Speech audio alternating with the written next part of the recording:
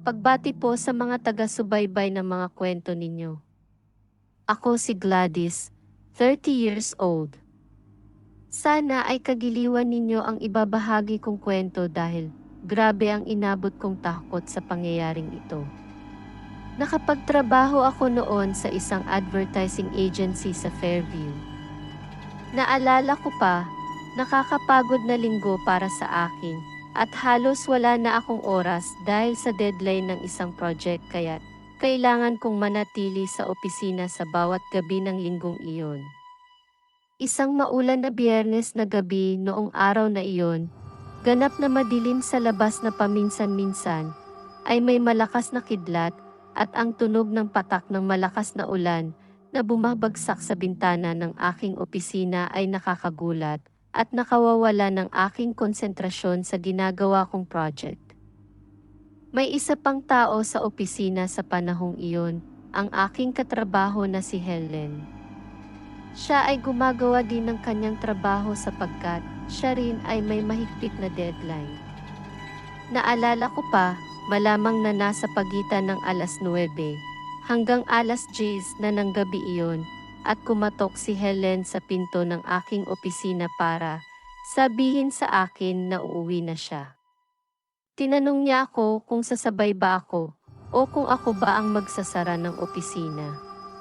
Sinabi ko sa kanya na may tatapusin pa ako at pagkatapos ay umalis na siya na nagmamadali.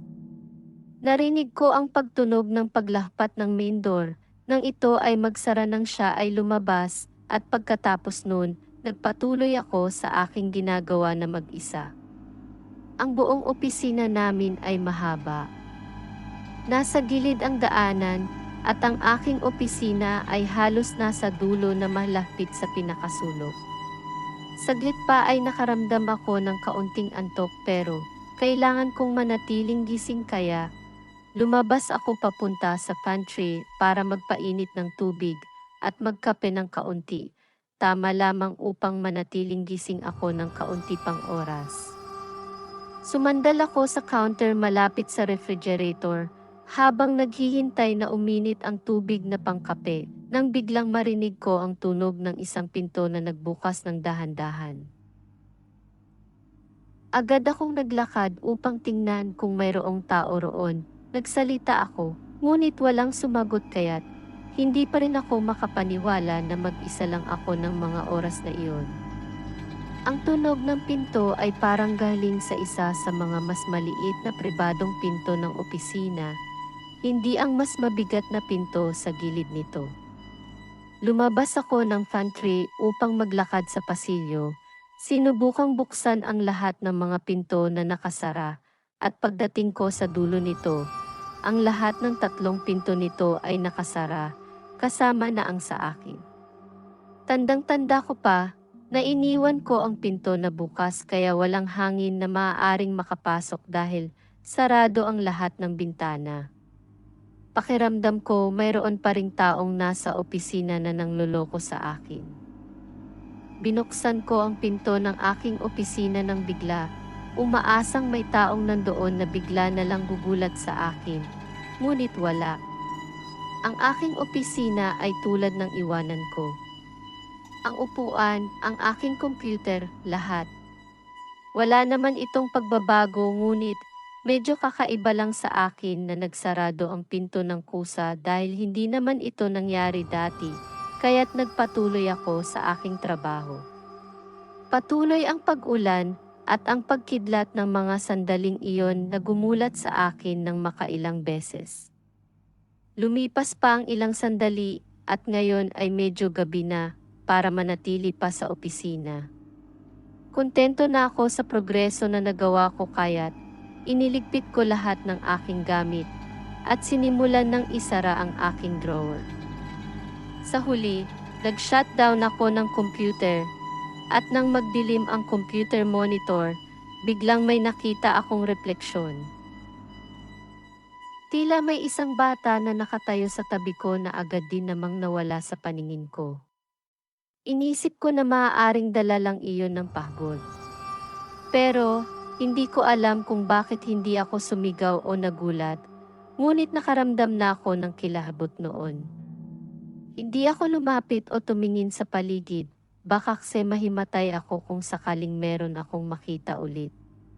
Kalmado kong kinuha ang aking bag at naglakad patungo sa pinto na nagpapanggap na hindi ako nakakaramdam ng takot. Hindi ako tumingin pabalik para isara ang pinto o anuman at naglakad lang ako palabas sa pasilyo hanggang sa tingin ko sapat na ang distansya at doon ako tumakbo palabas ng opisina. Tumakbo ako pababa sa hagdanan hanggang sa unang palapag at sabay pasok sa aking kotse na nasa gitna ng ulan. Hindi pa rin ako makapaniwala ng mga oras na iyon. Kinabahan ako na baka may sumusunod sa akin o baka abutan man ako ng kung sino mang nakita ko. Pagdating ko sa kotse, nagpahinga ako sandali, gayunpaman, napatingin ako sa bintana ng aking opisina. Ang ilaw sa loob ay bukas pa rin at nanginig ako sa takot nang may nakita akong maliit na tao na nakasilip sa blinds na para bang nakatitig sa akin mula sa kabilang panig. Pinaandar ko ang kotse at nang dumaan sa main gate, kinausap ko ang gwardiya at ikinuwento ang naranasan. Inakala niya na may taong nakapasok nang siya ay magpunta sa comfort room at sinabi niya na walang ibang dapat na naroon. Dagdag pa niya na siya na ang bahalang mag-check ng buong opisina kapag humina na ang ulan. Sa kabutihang palad, nakauwi ako ng matiwasay ng gabing iyon. Kinabukasan, kinausap ako ng gwardya at sinabing wala naman siyang taong nakita. Inulit kong ikwento ang nangyari ng nagdaang gabi at nagtaka din siya pero may halong pag-aalinlangan. Para makasigurado, ne-review ang kamera ng opisina na nasa dulo ng pasilyo malapit sa pantry. Sa aming pagtataka, walang nakuna ng kamera na anumang tao na nagdaan sa opisina noong oras na iyon ng gabi, maliban lamang sa akin.